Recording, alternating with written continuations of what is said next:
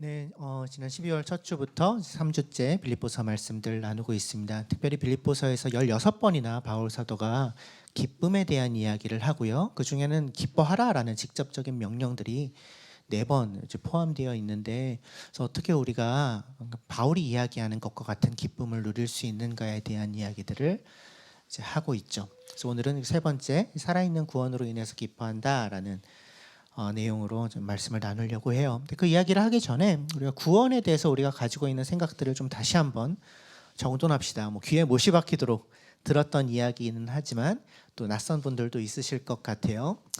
구원이 뭐죠? 구원의 핵심이 무엇입니까? 구원을 다른 말로 얘기하면 어떤 것입니까? 동의어가 2개 정도 있다, 이런 말씀들 제가 많이 드렸었어요. 구원받는다. 동의어가 뭐가 있죠? 언약 가족 여러분, 구원받는다. 동의어. 안 해. 구원받는다.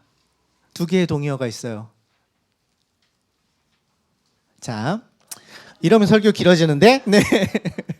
부자 청년이 나오는 복음서의 이야기에서 이 이야기가 어떻게 시작하냐면, 한 청년이 예수님께 다가와서 선하신 선생님, 제가 어떻게 해야 영생을 얻겠습니까? 이렇게 물어봅니다.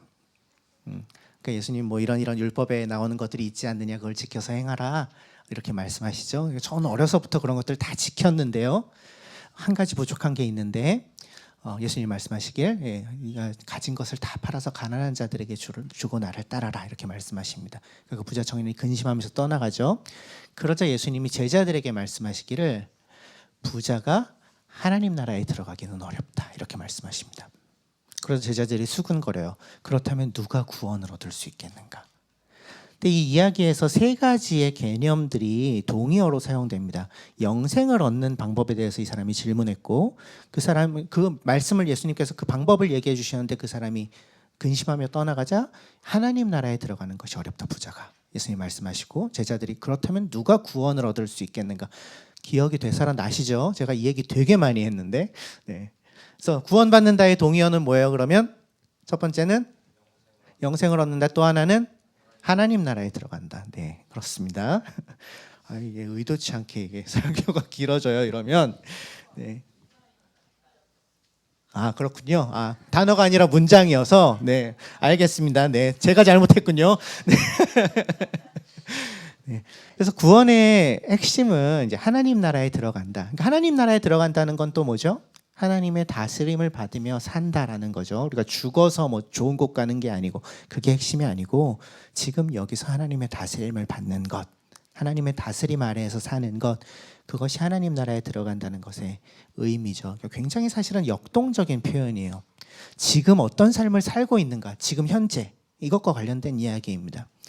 그래서 지금 여기서 그 하나님의 다스림을 받기 시작하고, 그 하나님의 다스림을 받는 삶을 살고 있는 사람들이 구원받은 사람들, 하나님 나라 백성, 영생을 얻은 사람들, 즉 그리스도인들입니다.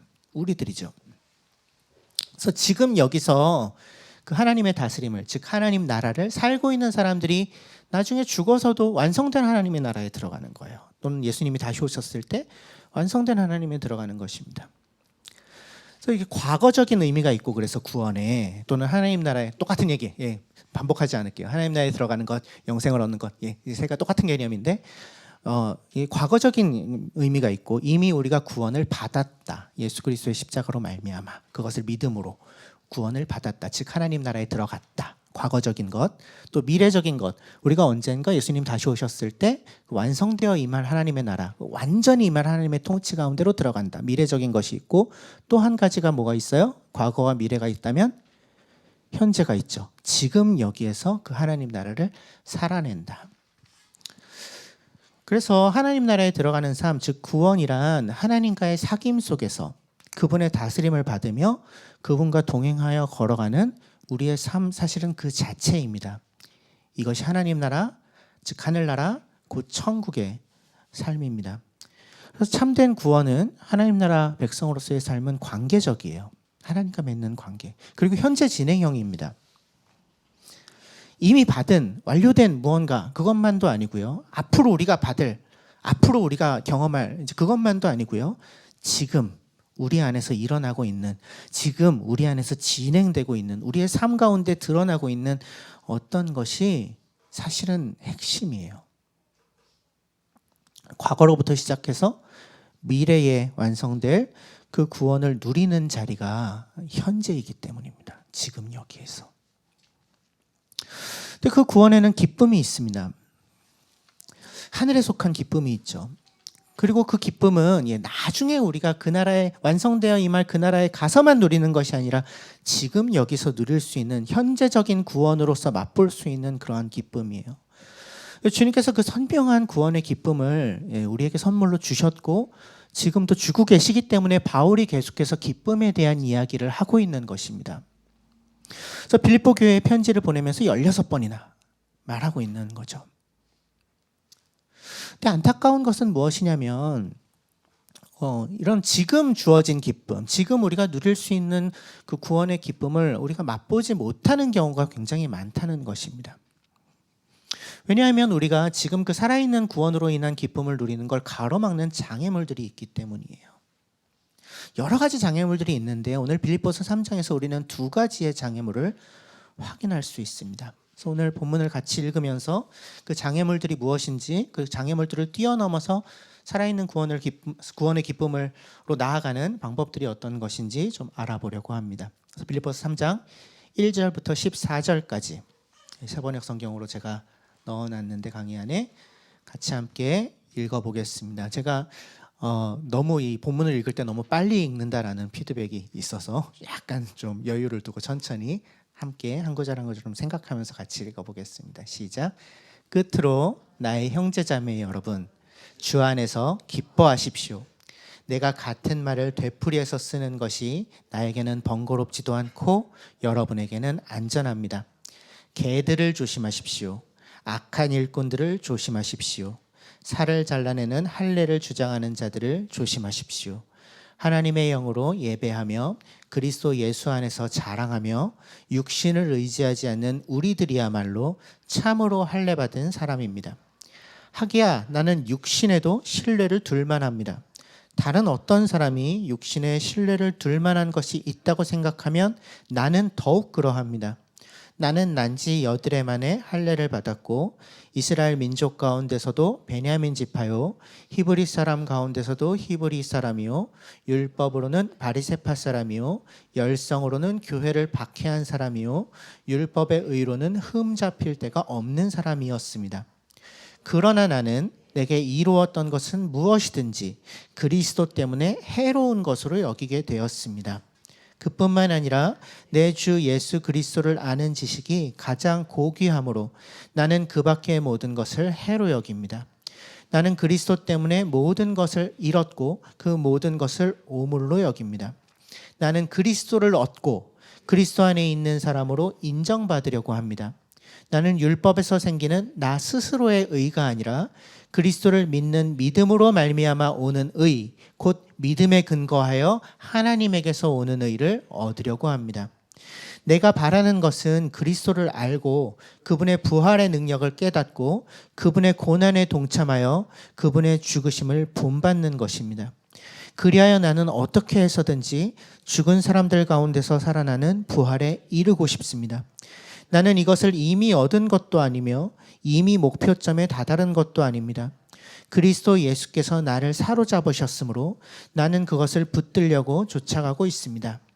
형제자매 여러분, 나는 아직 그것을 붙들었다고 생각하지 않습니다. 내가 하는 일은 오직 한 가지입니다. 뒤에 있는 것은 잊어버리고 앞에 있는 것을 향하여 몸을 내밀면서 그리스도 예수 안에서 하나님께서 위로부터 부르신 그 부르심의 상을 받으려고 목표점을 바라보고 달려가고 있습니다. 빌립보 교회의 상황이 2절에 이제 나옵니다.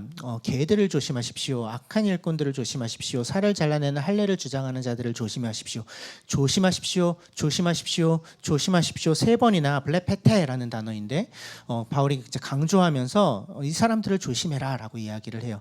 세 부류의 사람들이 아니라 사실은 같은 사람들을 3가지 표현으로 이야기한 것입니다. 그래서 그 사람들의 주장은 이제 할례를 주장했다라고 나오고 있죠. 할례는 이 율법에서 구약의 율법에서 이제 하나님의 백성들의 표지, 그러니까 이스라엘 백성들의 표지를 몸에 남기는 행위였어요. 근데 남자들, 특별히 남자들의 경우에 뭐 말하자면 포경 수술이에요. 그렇게 몸의 표지를 남기는 것입니다. 그 살을 잘라내서, 껍질을 잘라내서. 근데 그것을 주장하는 사람들이 있었어요. 근데 그리스도인이 되려면 하나님 나라 백성이 일원이 된 거기 때문에 구약의 요구에 따라, 율법의 요구에 따라 할례도 받아야 그리스도인이 될 수 있어. 율법이 요구하는 것들, 이스라엘 백성들에게 요구했던 것들을 다 지켜야 그래야 그리스도인이 될 수 있어라고 주장하던 사람들이 있었습니다. 그 사람들이, 바울은 뭐라고 얘기해요? 그 사람들을 개들. 굉장히 신랄해요. 개 XX 이렇게 얘기하는 거예요. 악한 일꾼들 이렇게 표현하고 있습니다. 갈라디아서 같은 데에서 또는 이제 사도행전에서도 바울이 아주 신랄하게 이 사람들을 비판합니다. 그래서 막 바울과 굉장히 싸웠던 사람들이에요. 1장에 뭐 다른 의도로 복음을 전하는 사람들, 뭐 대적자들 이렇게 표현됐던 사람들도 아마 이 사람들이었을 것입니다. 굉장히 강한 어조로 비판하고 있죠. 그리고 뿐만 아니라 3절에 보면 그들이 아니라 우리야말로 진짜 할례 받은 사람이다 라고 이제 주장해요. 그래서 그들은 가짜라는 거예요. 그래서 바울이 이 사람들을 왜 이렇게 강력하게 비판하고 경계하고 있나요? 조심하라, 조심하라, 조심하라. 왜 계속해서 이렇게 강조하고 있을까요? 왜냐하면 이 사람들이 그리고 그들의 가르침이 현재적 구원, 즉 우리가 기쁨 가운데서 지금 여기에서 구원을 누리면서 사는 삶을 방해하고 있었기 때문이에요. 그들의 가르침 자체가 장애물이 되었기 때문입니다. 그들의 가르침은 어떤 것이었다고요? 그러니까 혈통적인 유대인이 더 우월하다는 생각을 그들은 가지고 있었어요. 그리스도인이 되었음에도 불구하고 여전히 그 구약의 역사를 소유한 유대인 그리스도인이 더 우월하다. 이방인들 출신 그리스도인들보다 진짜는 구약의 율법도 다 지켜왔던 그 혈통에 속해 있는 유대인 출신의 그리스도인들이 더 우월하고 그들의 몸에 받았던 표징인 할례를 받아야만 그리스도인이 될 수 있어. 이방인들은 그러니까 뭔가 하나 더 통과해야 그리스도인이 될 수 있어. 이런 생각이었습니다. 즉 이건 무슨 얘기예요? 이미 주어져 있는 어떤 신분, 뭐 혈통, 소속 이런 것들이 구원의 여부를 결정짓는 또는 높낮이를 결정짓는 가장 중요한 요소라는 믿음을 그들은 가지고 있었던 거죠. 또 한 가지 그들은 율법을 지켜야 하시 된다라고 주장을 했습니다. 그러니까 구원을 얻기 위해서 곧 하나님의 은혜에 들어가기 위해 그 은혜뿐만이 아니라 율법의 행위, 할례를 비롯한 그 행위가 필요하다고 가르치는 거죠. 그러니까 지키고자 애쓰는 그래서 이루는 어떤 나의 삶의 모습, 나의 노력 이것을 위해서 이것을 통해서 성취되는 그 율법을 따르는 삶이 우리의 구원을 이루어간다. 이제 이런 생각이었습니다. 구원을 얻기 위해 내가 무언가 노력해야 된다. 내가 이루어야 된다. 나의 공로가 중요하다. 율법의 요구대로 살아야 된다. 이런 믿음을 가지고 있었죠. 바울은 이런 그들의 가르침이 이제 구원을 이루어가는 그리스도인들의 그 여정에 심각한 장애물이 된다고 판단하고 그들을 강력하게 비난하고 있는 거예요. 바울은 이제 그들의 가르침에서 두 가지의 장애물을 보고 있는 거죠. 그리고 두 가지 장애물이 우리가 지금 여기에서 구원의 기쁨을 누리는 것을 가로막는 장애물이 됩니다. 첫 번째 장애물은 신분주의입니다. 나의 신분, 나의 소속에 집착하는 신분주의. 그러니까 이미 이루어진 일들에 지나치게 집중하는 그런 태도입니다. 나 모태신앙이야 이런 겁니다. 우리 부모님이 얼마나 기도 열심히 하시는지 알아? 이런 거. 그냥 나에게 주어진 것들이잖아요. 그런 것들은. 나 몇 대째 기독교 집안이야. 또는 나는 이렇게 좋은 교회 다니고 있어 이런 거. 내가 어디에 속해 있는가? 나의 신분이 무엇인가? 나의 혈통이 어디에 있는가? 근데 이런 것들에 지나치게 집중하는 태도를 신분주의라고 얘기할 수 있을 것 같습니다. 이러한 태도가 구원의 측면에서도 발견됩니다. 하나님이 나를 이미 구원하셨다. 나는 하나님께 이미 받아들여졌다. 나의 신분이 이미 바뀌었다. 이건 구원의 과거적인 측면이죠. 이미 이루어진 일. 근데 거기에만 너무 집중하면서 그게 마치 전부인 것처럼 여기는 그런 태도이기도 합니다. 신분주의가. 그래서 구원의 확신은 있어요. 이미 하나님이 나에게 하신 일이 있으니까, 내가 이미 얻은 것이 있으니까. 하지만 거기서 그냥 끝날 때, 그래서 구원으로 인한 기쁨을, 현재적 구원으로 인한 기쁨, 살아있는 구원으로 인한 기쁨을 별로 맛보지 못하는 어떤 그런 신앙생활을 하고 있을 때 신분주의의 함정에 빠져 있는 거다, 장애물에 걸려 있는 거다, 이렇게 얘기할 수 있을 것 같습니다. 두 번째 장애물은 공로주의, 이렇게 얘기할 수 있을 것 같아요. 나의 성취, 나의 업적을 내세우는 거죠. 나의 힘, 나의 의지, 나의 노력으로 이루어낸 것을 내세우려는 그런 태도입니다. 나의 과거의 어떤 신앙의 성취들, 내가 왕년에 이랬던 사람이야, 또는 종교적으로, 도덕적으로 훌륭한 여러 행실들, 또는 내가 가지고 있는 어떤 타고난 지성이나 끊임없는 노력으로 인해서 얻어진 어떤 업적, 내가 쌓아 올린 것, 이런 것을 내세우려고 하는 그런 태도, 공로주의라고 할 수 있어요. 내가 왕년에 기도 좀 했어. 왕년에 내가 이런저런 성령 체험도 많이 했어. 야, 내가 교회를 위해서 얼마나 충성 봉사하고 있는 줄 알아? 내가 헌금 얼마나 많이 하고 있는데. 물론 우리는 이제 세련된 그리스도인들이기 때문에 노골적으로 이런 이야기를 늘어놓지는 않지만, 언제 우리에게 이 공로주의가 드러나냐면 내 인생에 뭔가 내가 원하지 않는 일이 일어났을 때 드러납니다. 아니, 그래도 내가 한계 있는데 왜 이런 일이 나에게 일어나지? 하나님이 살아계시긴 한 거야? 나 이만큼 수고하고 있는데 그 수고와 애씀을 알아주시기는 하는 거야? 이런 생각이 공로주의에서 비롯된 것들이죠. 이 신분주의와 공로주의가 우리의 기쁨을 가로막는 두 가지의 장애물입니다. 살아있는 구원을 누리는 것을 가로막는 장애물이에요. 왜 그런가요? 신분주의는 어떻게 작동합니까? 신분주의는 우리의 구원의 핵심이 무엇인지를 자꾸 가로막아요. 그것을 알아가는 것을 가로막아요. 우리의 구원의 핵심은 우리가 그리스도로 인해서 살게 된 새로운 삶, 하나님 나라 백성으로서의 삶, 그 새로운 삶의 핵심은 하나님과 맺게 된 인격적인 관계에 있습니다. 살아있는 관계. 하나님께 반역해서 온 세상을 만드시고 온 세상의 왕이 되셔 다스리고 계시는 하나님께 반역해서 그분과의 관계가 깨어져 버렸던 우리가 생명의 근원이신 그 하나님과 더 이상 맞닿을 수 없게 돼서 죽음에 처할 수밖에 없었던 우리가 예수 그리스도께서 우리가 죽어야 될 그 죽음을 십자가 위에서 대신 죽으심으로 말미암아 하나님과 다시 연결되게 되었다라는 것이 복음의 핵심적인 내용이죠. 여기서 가장 중요한 내용은 하나님과의 관계가 다시 회복되게 되었다입니다. 관계의 회복이에요. 깨어진 관계의 회복. 이것이 우리가 구원받은 것의 핵심입니다. 핵심 중에 핵심이에요. 내가 구원받았기 때문에 마음의 평안을 얻고 내 삶이 조금 더 나아지고 또는 죽어서 좋은 곳에 가게 되고 이런 거는 다 그냥 그 회복된 관계에 의해서 일어난 결과물들이지 구원의 핵심 자체가 아닙니다. 하나님과 회복된 관계를 하나님이 우리의 아버지가 되셨다, 이렇게 표현합니다. 물론 비유죠. 하나님과 우리가 맺는 그 관계를 부모 자식 간에 맺는 그 관계, 그러니까 혈통으로 인한 어떤 명시적 관계로 이제 빗대서 설명하는 것입니다. 우리 모두 부모가 있습니다.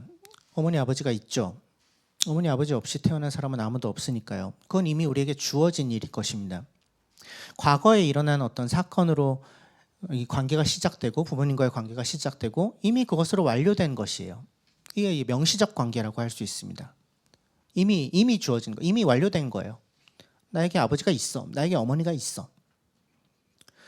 그런데 문제는 이 명시적인 관계만으로는 이 관계의 기쁨을 누릴 수는 없다는 것입니다.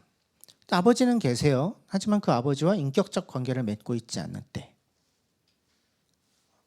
그러니까 관계가 있지만 사실은 관계가 없는 거죠. 그러니까 명시적 관계는 있지만 그 안에 소통이 일어나고 관계가 깊어지고 그 관계 안에서의 기쁨을 누리는 인격적 관계는 없는 것이죠. 이럴 때 그 관계는 그냥 몸이 건조한 별 의미 없는 관계가 되어버리고 맙니다. 그냥 존재할 뿐이죠. 지금 나에게 실제적인 의미가 되거나 기쁨을 가져다주는 그런 종류의 관계는 되지 않아요. 그래서 관계가 우리에게 실제적으로 의미 있기 위해서는 명시적 관계로는 충분하지 않고요. 인격적 관계가 반드시 필요합니다. 부모 자식 간에 맺어지는 인격적 관계는 어떤 것일까요? 건강한 부모가 자식에게 줄 수 있는 것, 신앙적 유산이라든가 인생을 살아가는데 바람직한 모델이 되어준다거나 이런 것들은 인격적 관계겠죠. 또 자녀들과 같이 시간을 보내고 살을 부비고 함께 놀아주고 대화를 나누고 함께 즐거워하며 관계를 누리는 것, 이런 것들이 인격적인 관계겠죠. 정말 살아있는 진짜 관계죠. 그래서 우리가 하나님이 우리의 아버지이십니다 라고 고백할 때 그 고백이 어떤 종류의 관계를 담고 있는 고백인지를 들여다볼 필요가 있다는 것입니다. 하나님이 우리의 아버지이십니다. 나의 아버지이십니다. 명시적 관계만 혹시 이야기하고 있는 것은 아닌가요? 그냥 사실. 누구도 부인할 수 없는. 그것만으로는 충분하지 않고 하나님이 나의 아버지이십니다 라고 고백할 때 인격적 관계, 우리가 그분과 맺게 된 살아있는 현재 진행형의 인격적 관계를 서술하는 그런 고백이어야 한다는 거죠. 그렇게 그 하나님과 인격적으로 소통하고 관계 맺고 대화하고 그분을 믿고 따르면서 그분과 함께 걸어가고 끊임없는 그 소통하는 관계 속에서 현재 진행형으로 그분과 함께 살아가고 이럴 때 비로소 우리는 그 살아있는 구원을 누리게 되는 거죠. 구원의 핵심이 하나님과의 인격적 관계이니까. 그런데 만약 우리가 그 인격적 관계를 누리는 대신에 우리에게 이미 주어진 그 명시적 관계, 혈통적 관계에만 머물러 있다면, 거기에만 만족해 있다면 거기서는 기쁨이 나오지가 않습니다. 그건 그냥 과거에 고정돼 버린 거니까요. 신분주의의 문제점이 여기에 있는 것입니다. 이미 일어난 과거에 고정되어 버린 것들에 지나치게 집중할 때 마치 그게 가장 중요한 일인 것처럼 또는 그것이 전부인 것처럼 생각할 때 살아있는 관계를 경험할 수 없는 거죠. 오히려 지금 살아있는 관계를 맺어가는 것, 인격적인 관계를 누리는 것에 장애물로 작동할 수 있는 것입니다. 그래서 우리에게 정말 필요한 것은 예수 그리스도를 아는 그리고 알아가는 현재 진행형의 살아있는 관계입니다.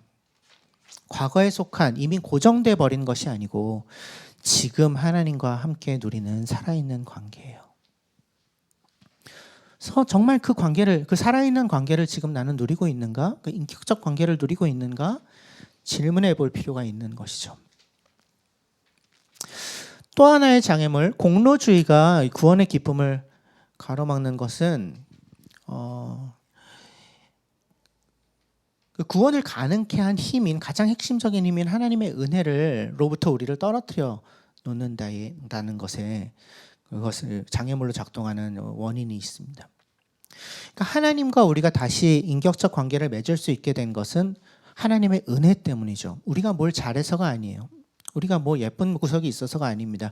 하나님의 은혜 때문입니다. 우리를 불쌍히 여기시고 우리에게 다시 사랑을 베푸시고 우리와 다시 관계를 맺으셔서 우리를 살리시기 원하셨던 그것을 위하여 자기의 가장 사랑하는 아들 예수 그리스도를 십자가의 고통스러운 죽음으로 죽게 하셨던, 그러므로 우리를 향하신 그분의 사랑을 증명해내셨던 그 하나님의 은혜 때문입니다.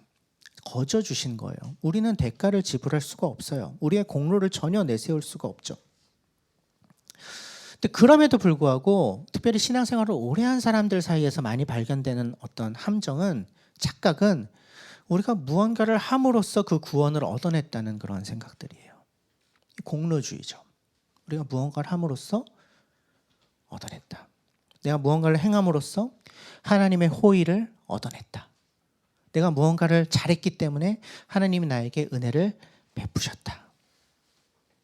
어떤 규정되어 있는 어떤 종교적 행위, 예배에 열심히 참여하고 기도하고 헌금하고 도덕적으로 선한 삶을 살고 또는 무언가 업적을 쌓음으로써 다른 사람들보다 더 그 구원에 가까이 갈 수 있다라는 그런 생각. 물론 어떤 예배에 나온다거나 기도를 한다거나 그런 종교적인 행위들, 도덕적으로 선한 삶을 사는 것, 이런 건 매우 중요한 일이에요. 이런 것 없이는 우리가 신앙인이라고 할 수 없는데, 문제는 그러한 행동이 나로 하여금 지금 여기에서 살아있는 하나님과의 관계를 맺어가고 경험하는 실제적인 체험을 가져다 주고 있느냐예요. 중요한 건 내가 무언가를 하는 거가 아니고 나를 통해서 하나님이 어떻게 움직이고 계시냐이기 때문에 그렇죠. 하나님에 대한 초점을 잃어버렸을 때 공로주의는 이제 나를 드러내는 교만으로 흘러가기 참 쉽습니다.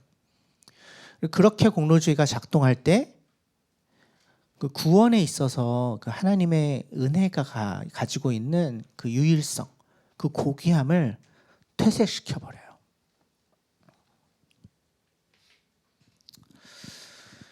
그래서 이런 신분주의, 이미 내가 얻은 것, 이미 나에게 주어진 것, 거기에만 너무 지나치게 집중하는 것, 또는 공로주의, 내가 하는 어떤 일, 나의 열심, 나의 수고, 그거를 내세우는 것, 이러한 것들이 우리로 하여금 오직 하나님과 그리스도만이 주실 수 있는 그 풍성한 은혜, 또 그로 그 말미암아 우리가 얻는 그 어떤 그 하나님의 은혜의 그 필요성을 인식하지 못하게 우리를 가로막고 있다면 내다 버려야 되는 것들입니다. 배에서 침몰하는 배에서 막 짐을 내다 버리는 것처럼 내다 버려야 돼요. 이것이 바울이 지적하고 있는 그들의 위험성입니다. 그들의 두 가지 장애물이에요. 우리의 신앙생활도 좀 점검해 볼 필요가 있습니다. 우리의 구원은 지금 어떻게 이루어져 가고 있나요? 신분주의로부터 비롯된 것들이 혹시 중요한 부분을 차지하고 있지는 않습니까? 또는 내가 무언가를 하는 그것을 내세우려고 하는 마음, 공로주의에서 비롯된 것이 그리스도인으로서의 자기 정체성에 많은 부분을 차지하고 있지는 않습니까? 만약에 그렇다면 조심하십시오. 플레페테, 조심하십시오. 이러한 것들이 하나님의 은혜로부터 우리를 멀어지게 합니다. 이러한 것들이 하나님과 누리는 살아있는 인격적 관계, 그 살아있는 구원의 기쁨으로부터 우리를 멀어지게 만듭니다.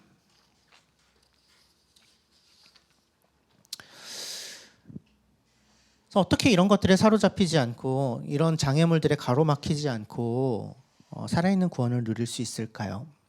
바울은 어떻게 그런 것들로부터 벗어날 수 있었을까요? 그러니까 4절에서 9절이 그 얘기를 하고 있습니다. 4절에서 하기야 나는 육신에도 신뢰를 두라면, 그러니까 자기가 이 그들의 기준에서 어떤 존재였는지를 이야기를 하고 있어요. 4절에서 6절에 보면 사실 바울이야말로 누구보다 이 신분주의와 공로주의 함정에 빠지기 쉬웠던 사람이었다는 것을 여기서 이야기를 하고 있는 거예요. 4절에서 6절을 보면 혈통적인 우월성이 있다고 이야기합니다. 나는 난지 8해 만에 할례를 받았고 이스라엘 민족 중 베냐민 집하고 히브리인 중에 히브리인이라고 할 수 있는 사람이다. 나야말로 참된 이스라엘 사람이야. 신분이죠. 또 내가 했던 어떤 일들, 율법적인 어떤 성취, 업적, 공로에 대한 이야기도 합니다. 율법으로는 바리새파고 열성으로는 교회를 박해했고 율법의 의로는 흠잡힐 데가 없는 사람이다. 그러니까 신분과 공로 나도 있어 이렇게 얘기하는 거예요. 근데 바울은 이러한 것들이 자신의 신앙과 구원의 여정에 있어서 결정적인 영향을 미치는 것이다 라고 믿으며 수십 년을 살았던 사람이었던 거죠. 그러한 바울에게 어느 순간 예수님을 제대로 만나고 난 다음에 결정적인 이 반전이 일어난 것입니다. 구원에 대해서 가지고 있었던 그의 생각이 완전히 뒤바뀌게 된, 송두리째 바뀌게 된 일이 일어난 거죠. 그래서 7절에서 그는 어떻게 얘기합니까? 내게 이루었던 것은 무엇이든지 그리스도 때문에 해로운 것으로 여기게 되었다. 이렇게 이야기를 합니다. 여기서 이로운 것, 해로운 것이라는 단어는 이제 회개와 관련된 용어예요. 이로운 것은 이득, 해로운 것은 이제 손실을 뜻하는 이제 회계 용어입니다. 그러니까 내게 이익으로 기록되는 것들이 이제는 내가 알고 보니 사실은 손해더라, 로스더라 이렇게 얘기를 하고 있는 거예요. 그러니까 이제껏 이 구원이라는 자신의 통장, 그 회계 장부에 차곡차곡 이로운 것이라고 믿고 기록하고 있었는데 착실하게 쌓아오고 있었는데, 그래서 나는 저축왕이 되었는데, 꾸준하게 쌓아 올렸는데, 착실하게 열심히 많은 거를 쌓아 올렸다고, 그것이 나의 구원을 보장해 준다고 믿고 살았는데, 그래서 내가 가지고 있는 것도 이렇게 많고, 내가 갖고 태어난 것, 그리고 내가 이뤄낸 것들도 이렇게 많으니 구원받는 거 당연하지 이렇게 생각하면서 살았는데, 통장에 이만큼 자산이 있다고 생각하고 살았는데, 까놓고 보니까 그게 아니더라는 거죠. 내가 이익이라고 기록한 것들이 계정을 잘못 기입한 거예요. 사실은 다 손실이라는 거예요. 마이너스만 계속 나고 있었다는 거예요. 왜 그랬는가? 8절에 그 답이 주어져 있는 거죠. 내 주 예수 그리스도를 아는 지식이 가장 고귀함으로. 그게 아니라 내가 그동안 쌓아 올려왔던 나의 신분, 나의 공로 이런 것들이 아니라 진짜 나에게 이득이 되는 것은, 진짜 나의 계정에 플러스가 되는 것은 하나밖에 없다라는 것을 이제야 깨달았다는 거예요. 내 주 예수 그리스도를 아는 지식. 내가 가진 통장이 저축 통장이 아니었구나. 내가 이걸 쌓아올리면 쌓아올릴수록 계속 손해만 보는 거였구나. 왜냐하면 가장 소중한 자산 목록에서 진짜 중요한 것, 가장 귀한 것이 빠져 있었기 때문에. 그리고 아무리 내가 애쓰고 노력해봤자 그 가장 귀한 것을 이 플러스 수입 항목에 넣지 않고서는 계속 손해만 보는 그런 삶이라는 것을 알았기 때문에, 예수 그리스도를 만났을 때 그가 얻은 깨달음이 그거였던 거죠. 그러니까 차곡차곡 자산으로 쌓인 줄 알았는데, 남는 장사라고 생각했는데, 알고 보니 내가 열심을 내면 낼수록 손해보는 장사라는 것을 이제는 깨달았다는 것입니다. 그러니까 나의 혈통의 우월성에 의지하면 의지할수록, 신분주의에 빠져있으면 빠져있을수록, 율법을 성취하는 업적을 쌓으면 쌓을수록, 공로주의에 빠져있으면 있을수록, 그것이 바울로 하여금 하나님을 진짜 아는 지식으로부터 오히려 멀어지게 만들었다는 것을 그가 깨달았다라고 얘기하는 거예요. 신분주의와 공로주의가 지금 여기서 그리스도와 함께 살아가며 누리는 기쁨을 빼앗아가고 있었다. 손해보게 하고 있었다. 그래서 8절 끝부분에서 9절의 이야기를 하는 것입니다. 이제는 내가 그동안 쌓아왔던 다른 것들이 아니라 이제는 그리스도를 얻고자 한다. 그리스도 안에 있는 사람으로 인정받으려고 한다. 하나님에게서부터 오는 의를 얻으려고 한다. 율법으로부터 생기는 나 스스로의 의가 아니라, 신분이나 공로로 의해서 쌓아 올리는 그런 의가 아니라 그리스도를 믿는 믿음으로 말미암아 얻는 의, 믿음에 의거하여 하나님께로부터 오는 의를 이제는 얻으려고 한다. 진짜를 쌓아 올리려고 해. 그동안 쌓아왔던 것들은 다 손해였어. 그건 다 마이너스였어. 이제 진짜 전혀 다른 자산을, 정말 값진 것들을 이제는 쌓아 올리려고 해. 이 얘기를 하고 있는 것이에요. 그 쌓아 올리는 삶에 대해서 10절부터 이야기를 하죠. 그리스도와 그분의 부활의 능력을 알고 깨닫고 그 죽으심을 본받음으로써 그분의 고난에 동참하고, 그래서 11절 최종적으로는 그분과의 완전한 연합인 부활에 이르는 것. 그 길을 걸어가려고 한다. 그렇게 나의 구원을 이루어 가려고 한다. 바울에게 있어서 그가 현재적으로 구원을 경험하는 가장 직접적인 방법은, 그래서 그 구원으로부터 비롯되는 기쁨을 경험하는 방법은 그리스도와 함께 그의 인생길을 걸어가는 것이라는 거예요. 다른 것이 아니고. 그래서 그분이 사셨던 대로 살고 그들의 고난에 동참하고 그분을 닮아가는 그런 길을 걸어가는 것. 그렇게 지속적으로 계속해서 그분을 닮아가다가 결국 그분과의 완전한 연합에 이르는 것. 이것이 바울의 열망이다라는 거죠. 나는 이제 그렇게 살 거야. 여기에 나의 기쁨이 있어. 그 참된 기쁨을 향해서 나는 살아갈 거야. 그 이야기를 하고 있는 것입니다. 12절부터 놀라운 이야기를 합니다. 나는 이것을 이미 얻은 것도 아니며 이미 목표점에 다다른 것도 아닙니다. 나는 그것을 붙들려고 쫓아가고 있습니다. 이미 그것을 붙들었다고 생각하지 않습니다. 나는 뒤에 있는 것은 잊어버리고 앞에 있는 것을 향하여 몸을 내밀면서, 그러니까 달리기예요. 이렇게 몸을 내밀고 달리려고 하는 거예요. 그리스도 예수 안에서 하나님의 위로부터 부르신 그 부르심의 상을 받으려고 목표점을 향하여, 표대를 향하여 달려가고 있습니다. 이렇게 이야기하고 있어요. 나는 이미 얻은 게 아니다. 목표점에 다다른 것 아니다. 붙든 것 아니다. 난 그렇게 생각하지 않는다. 바울이 이 얘기를 하고 있는 거예요. 나는 구원을 이미 다 얻었다고 생각하지 않아. 이 얘기를 하고 있는 것입니다. 그의 구원이 불확실하기 때문입니까? 그가 얻은 구원이? 아니요.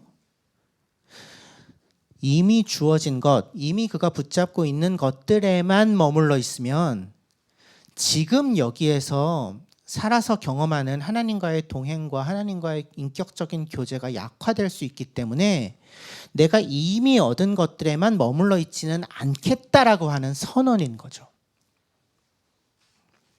그래서 지금 그의 태도가 뭐예요? 내가 하는 일은 한 가지, 뒤에 있는 것은 잊어버리고, 그러니까 더 이상 왕년에 내가 이랬지, 나 이런 것들 가지고 있지, 이런 것 타령하지 않고 앞에 있는 것을 향하여서 몸을 내밀면서 전방을 지향하면서 그리스도 안에서 하나님이 위로부터 부르신 그 부르심을 따라서 그 상을 받으려고 목표점을 향하여 달려가고 있다. 지금 그 다름질을 계속하고 있다. 멈춰 서 있지 않는다. 왜냐하면 구원의 기쁨이 이 다름질 안에, 이 경주 안에 있기 때문에 그 얘기를 하고 있는 것입니다.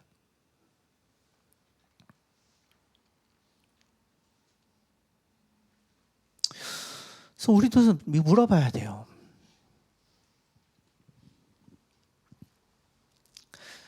내게 이미 주어져 있는 것, 또는 내가 이미 얻은 것, 또는 내가 성취하거나 이룬 것들, 나의 신분, 나의 공로, 질문해야 합니다. 정말 그것들이 지금 나와 하나님 사이에 살아있는 관계를 누리는 것에 도움이 되고 있나? 오히려 그 살아있는 관계를 통해서 기쁨을 누리는 일에 방해거리가 되고 있지는 않나? 물어봐야 되는 것이죠. 그래서 우리 안에 이 구원이 현재 진행형인가? 살아있는 구원의 기쁨이 우리 안에 꿈틀거리고 있나? 근데 그렇지 않다면, 만약에 살아있는 구원의 기쁨이 내 안에 있지 않다면 왜 그럴까? 혹시 이런 장애물들이 나에게도 작동하고 있는 것은 아닌가? 나에게도 신분주의가 작동하고 있는 것은 아닌가? 고정된 것에 안주하고 있는 것은 아닌가? 왕년에 내가 했던 일들만 돌아보고 있는 것은 아닌가? 또는 지금 내가 애쓰고 있는 것, 내가 하고 있는 그 공로, 나의 공로, 거기에 지나친 가중치를 부여하고 살고 있는 것은 아닌가? 하나님이 하시는 일, 지금 하고 계신 일들보다 내가 하고 있는 일을 더 크게 보고 있는 것은 아닌가? 이것들이 우리의 구원을, 살아있는 구원을, 현재적인 구원을 축소시키기 때문에, 장애물이 되기 때문에, 그 구원의 역동성을, 운동성을 가로막기 때문에 들여다봐야 된다는 것입니다. 어떻게 그 살아있는 구원으로 인한 기쁨을 누릴 수 있을까요? 다른 게 뭐가 있겠어요? 구원의 핵심이 뭐라고요? 하나님과의 인격적 관계라고요. 회복된 관계. 그 관계 안에 머물러 있고 그 관계를 누리는 것밖에는 없죠. 지금 여기서 하나님을 만나는 것밖에는 없습니다.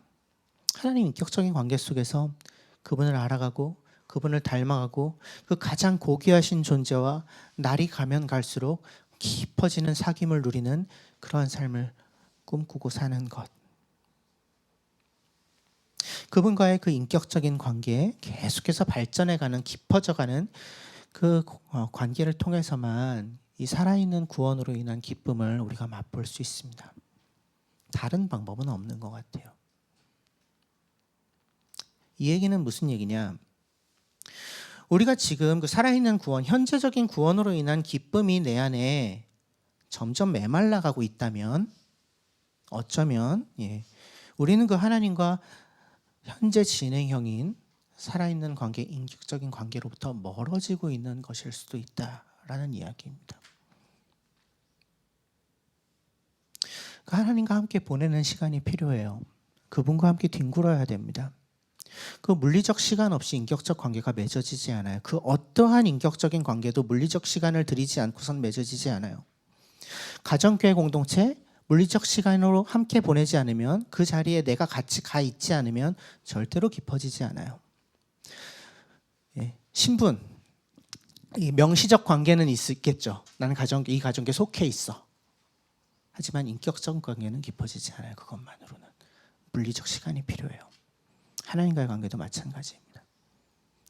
마치 아이가 부모와 함께 시간을 보내면서 부모의 모든 것을 닮아가는 것처럼 우리 또한 하나님과 함께 보내는 시간이 필요합니다. 예배하는 시간, 기도하는 시간, 내가 바쁜 일상을 살면서도 잠시 멈춰서서 하나님을 바라보는 그런 시간들, 그 시간들을 통해서 그분을 더 알고 그분의 부활의 능력을 더 힘있고 지금 그분이 하고 계신 일이 무엇인지를 더 선명하게 깨닫고 그 일을 함께하기 위해 내가 지금 치러야 되는 어떤 대가들을 같이 치르는 것. 그래서 분명 수고가 있지만 놀라운 기쁨이 함께 있는 그 살아있는 구원을 이루어가는 삶. 그 기쁨, 그러니까 세상이 이해할 수 없는 다른 종류의 기쁨과는 전혀 결이 다른 그 기쁨을 누리는 삶으로 우리는 초대받은 것입니다.